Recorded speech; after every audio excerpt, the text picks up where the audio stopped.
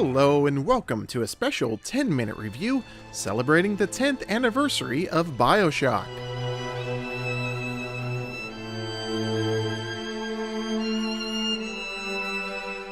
Bioshock is now 10 years old, which is crazy. This is my third time playing through Bioshock, and even after 10 years, this game is stunning. I will dive into the visual presentation later, but for now I will start with what makes Bioshock one of the greatest narrative experiences ever created. Now first, I should say Bioshock's greatness is a sum of all of its parts. There is not one single thing that makes the game so amazing. It's everything working together to create the unforgettable experience that Bioshock provides. Undeniably, what makes this game so unforgettable is the story. Ken Levine is the creative director and writer behind Bioshock, and he draws heavy inspiration from Ayn Rand novels, particularly Atlas Shrugged. Atlas Ryan. Da, da, da, da, da, da, da. Themes of entitlement, racism, objectivism, capitalism, atheism, and pretty much any other ism that you can imagine are explored in Bioshock. Keeping that in mind, the game delves into mature subject matter that is not for the faint of heart. Without revealing too much, just know that Bioshock's themes are deeply philosophical, if not a little esoteric. Andrew Ryan, the story's protagonist, claims his city of Rapture to be unbound by government, morality, and religion. No gods or kings, only man, is a theme that is heavily underlined throughout the story.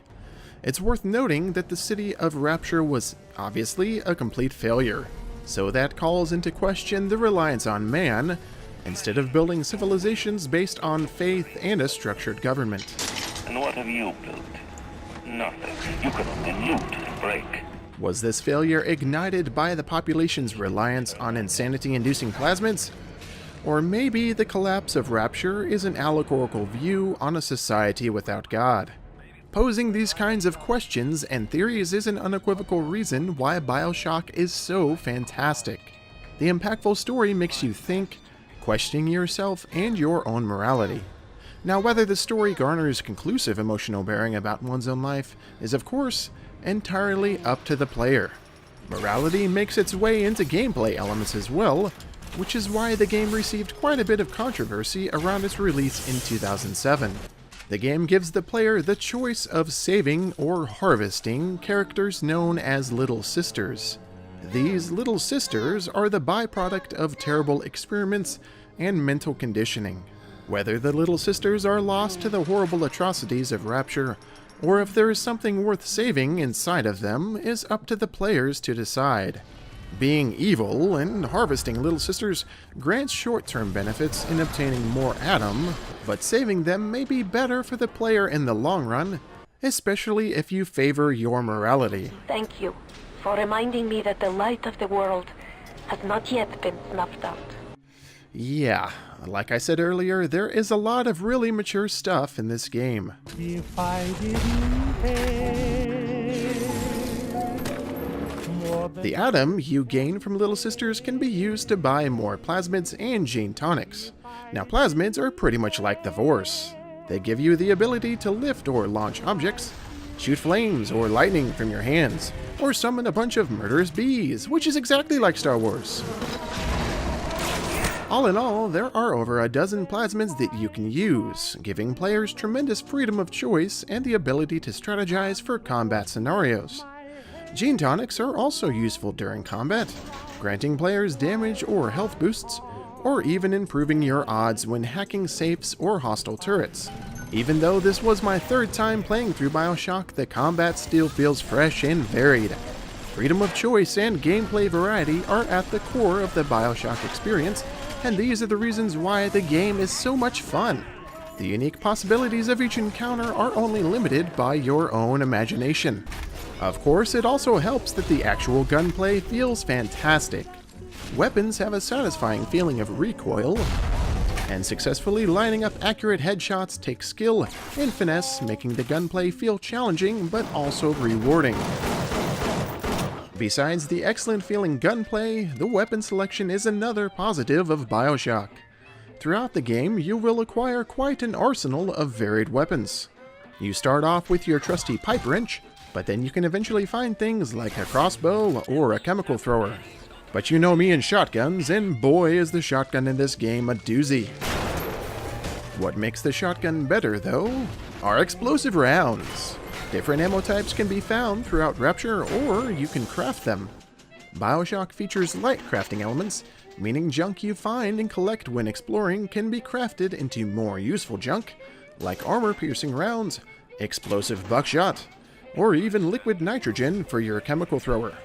The vast array of ammunition types gives players a splendid amount of freedom during combat encounters. If you're about to tussle with a Big Daddy, you might want to equip all of the armor-piercing ammo that you have. But if you're taking on hordes of splicers, anti-personnel rounds are your best option. Another part of Bioshock that I enjoyed is the way upgrades are handled. Upgrades for your weapons are available at Power to the People upgrade stations, and yet again, player choice is valued over a more linear progression system. You can only upgrade one component of one weapon at each unique station, so choose wisely. Upgrades add all sorts of cool little doohickeys and visual elements, which don't make a lick of sense, but they look cool. Looking cool is something that Bioshock excels at. Even though the game is now 10 years old, I still find it to be visually stunning. Part of the reason for this is the stylized art design that incorporates both realism and abstractism simultaneously. Environments are clearly realized in Art Deco form, but the facial features of characters are often obscured behind horrible malformations, reminding me of the squishy meltiness seen in Salvador Dali paintings. My masterpiece. Go ahead. Don't be afraid. The idea of Rapture being an underwater city is masterfully done. At times, exploring the environments may feel like you're just perusing through normal businesses and apartments from the 1950s, but then you're brought to the stark realization that you are indeed fathoms beneath the ocean. The atmosphere is one of wonder and marvel, but there is also a feeling of dread, considering you're at the bottom of the ocean. The thought of a bulkhead collapsing and unleashing thousands of gallons of water into my surroundings was always in my head. Keeping that in mind, those with hydrophobia or claustrophobia may want to avoid Bioshock. An enthralling atmosphere is also dependent on good audio design, and I've got to say Irrational Games must have a bunch of wizards working for them because the audio in this game is just perfect. It's creepy, but it can also be blissfully atmospheric. The voice acting is excellent. What an outstanding display of athleticism. Plasmids sound fantastic. Weapons sound delicious. And the exceptional surround sound definitely freaked me out on more than one occasion.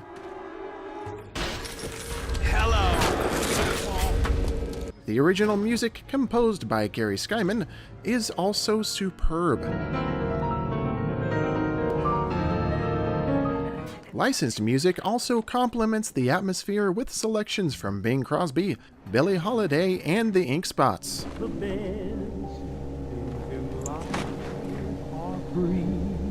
It's difficult to explain what type of game Bioshock actually is, but if I were to have a crack at it, I would call Bioshock a choice-driven narrative first-person shooter RPG light. Above all, it's a fun shooter, but there are so many other elements like horror, strategy, and exploration that make Bioshock so memorable.